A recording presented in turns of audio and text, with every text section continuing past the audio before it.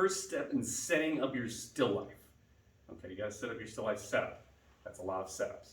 So come on over here and you're going to choose some fabric. You've got to find the fabric first. Don't worry about the patterns, that will be okay. We're going to sort of ignore it.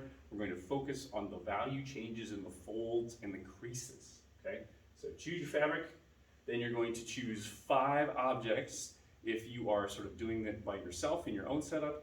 If you're working as a table group, you're going to choose 7. So I'm going to pick my objects, I've got those things, and I'm also going to get my clip light, my light here, because I'm going to need that for my light source. Okay, so I'm going to bring that over to here.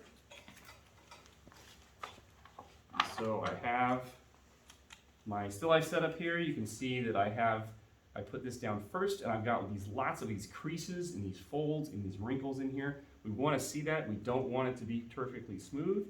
I have some objects grouped together. I might like bring this one out a little bit. You know, I put a little flower in here, and so I've got 1, 2, 3, 4, 5, 6. So I have a little bit extra. Okay, so this is sort of how we're looking at setting things up. Now, once you have it set up, you're going to have to sort of take turns helping each other out. You've got to have one person over here. You got to figure out what is a good, direction for the light source so we can see those bright highlights. Maybe over here, so we've got some good shadows. And it's a little hard to tell right now because all the lights are on, but when we do this, we'll have the main lights off, okay? So once you've got a pretty good angle here, okay, then you'll have your table mates, if you're working together, take photos. If you're working by yourself, you'll need to ask someone to take photos with your iPad because you won't be able to do it. You'll be holding the lamp. Okay, so if you're working as a group, okay, like I might want, like this shadow over here, and I'll take a photo over here, and maybe my partner is going to do this side, and so I'll go over here, and maybe I want to change the light source a little bit.